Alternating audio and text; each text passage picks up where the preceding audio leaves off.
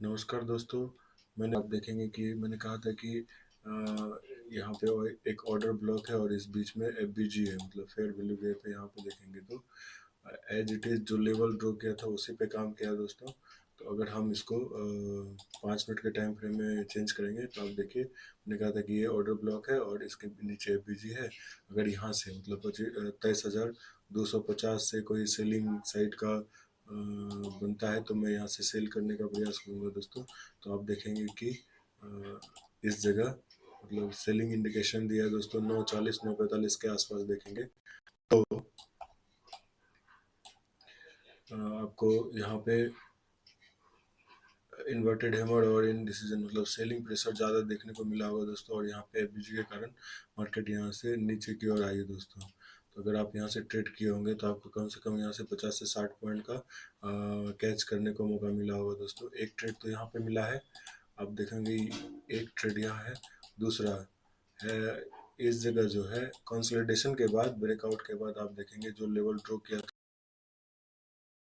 Level, यहाँ से मैं सेल का प्लान करूंगा। और यहाँ पे देखिए ब्रेकआउट के बाद आप देखेंगे कि एज इट इज उसी लेवल को टच किया है। तो यहाँ से एक बाई का पोजीशन बनता है, मतलब लगभग 2 बजे के बाद का एक ट्रेड है और एक ट्रेड हमारा फर्स्ट हाफ में है दोस्तों। ठीक है दोस्तों, तो चलिए शुरू करते हैं। 17 मार्च के लिए इम्पोर्टेंट लेवल, इम्पोर्टेंट जोन।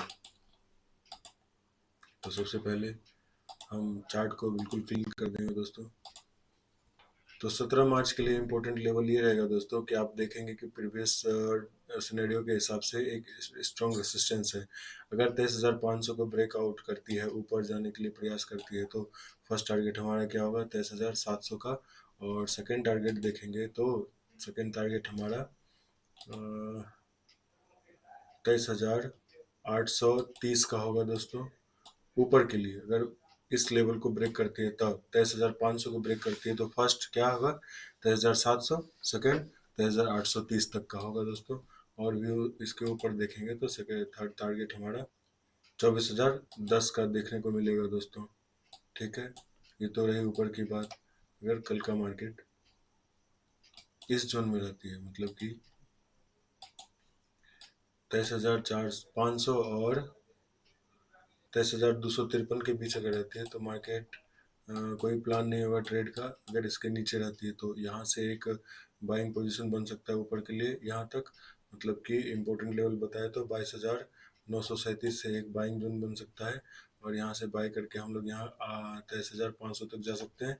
अगर यहीं पे टिक सस्टेन करे, इसको टच करे और ब्रेकआउट ना करे तो यहाँ से हम लोग सेल का पोजीशन, मान लीजिए मार्केट यहाँ से ओपन होती है, ऊपर इसको टच करती है या और ऊपर जाती है यहाँ तक, नीचे आती है अगेन इसको टच करती है, तो हम लोग एक सेलिंग पोजीशन देख सकते हैं यहाँ पे।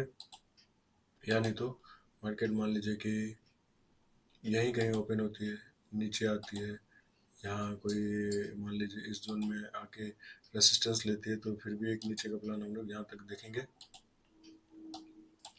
ये दूसरा। तीसरे के लिए अगर हम देखें तो मान लीजिए कि मार्केट यहीं से ओपन होती है, ऊपर जाती है, इसको टच करती है, मतलब कि 22,935 को टच करती है, तो ऊपर के लिए हम लोग फिर से 23,500 तक का प्लान कर सकते हैं दोस्तों। चौथा ये हो सकता है कि मान लीजिए मार्केट यहाँ से ओपन हो और ब्रेकआउट करे, अगेन 23,560 और 23,500 को रिटेस्ट करे, तो ऊपर हम लोग 24,000 तक का मेन टारगेट देख सकते हैं दोस्तों। तो हम एक बात समझने का प्रयास करेंगे, किसी भी लेवल पर दो कंडीशन हो सकता है, या तो बाय हो सकता है या तो सेल हो सकता है। पर आपको ट्रेड करने के लिए थोड़ा वेट करना पड़ेगा, 30 मिनट या 1 आवर के टाइम फ्रेम में कैंडल स्टिक से समझना होगा और इम्पोर्टेंट लेवल को भी देखना होगा दोस्तों। तभी आप छोटे टाइम फ्रेम यानी कि 5 मिनट के टाइम फ्रेम में अपना एंट्री बना सकते हैं। अगर हम इसको चार्ट को क्लीन करके 5 मिनट के टाइम फ्रेम में आके देखें तो आपको मैं एक चीज़ दिखाता हूँ। जो मैंने 16 मार्च के लिए जो इम्पोर्टेंट लेवल ड्रॉ किया था उसी के आधार पर अगर हम देखें तो देखिए मार्केट इसी लेवल से मतलब 23,100 से ओपन हुई और 23,250 तक रिटेस्ट की, अगर नीचे आई फिर देखिए। तो आप अगर 5 मिनट के टाइम फ्रेम में देखेंगे तो आपको कंफर्मेशन इस लेवल में, मतलब एफबीजी के जगह पे एक एंट्री दिया है। अगर हम अगर आप इसके डे लो को भी प्लान करते हैं तो आपको प्रॉपर एक अच्छा खासा 30-40 पॉइंट का भी मिला होगा दोस्तों। हम नीचे देखेंगे जो लेवल था 22,930 का, तो यहाँ से क्या हुआ दोस्तों, ऊपर से ही मतलब 22,950 से ही मतलब मूव कर गया अप की ओर। आप देखेंगे कि यहाँ पे एक बुलिश एंगल फिन बना है, अगेन एक बिग बार कैंडल बना है बाइंग के साइड, तो ट्रेंड चेंज हो गया दोस्तों। उसके बाद क्या हुई, मार्केट 11:15 के बाद मार्केट कंसोलिडेशन फॉर्म में चले गई दोस्तों। ठीक है, अच्छा मूवमेंट पकड़ने के लिए दो ट्रेड मैक्सिमम देता है दोस्तों। आप अगर स्कैल्प करते हैं तो बहुत सारे अपॉर्चुनिटी मिली होगी, पर अगर जो मतलब कि एक पोजीशन बना के बैठता है या अच्छा खासा पॉइंट दोस्तों, तो वो आराम से दो ट्रेड करे, मैक्सिमम दो।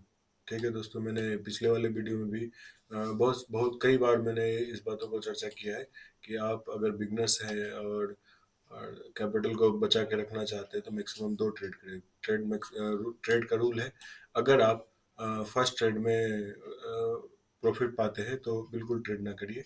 अगर फर्स्ट ट्रेड में आपको लॉस मिलता है तो सेकंड ट्रेड करें। अगर सेकंड ट्रेड में प्रॉफिट होता है तो ट्रेड क्लोज करिए। अगर फर्स्ट ट्रेड में भी लॉस होता है, सेकंड ट्रेड में भी लॉस होता है, तो भी आप ट्रेड करना क्लोज करिए। इससे क्या होगा दोस्तों, आपका मैक्सिमम से मैक्सिमम कैपिटल बचने का प्रयास होगा। ठीक है, अगर आप ट्रेड पे ट्रेड करते जाएंगे तो आप प्रॉफिट से ज़्यादा ब्रोकरेज देने के हकदार हो जाएंगे दोस्तों। ठीक है, तो कल का प्लान आपने देख लिया होगा। आज के लिए बस इतना ही, धन्यवाद।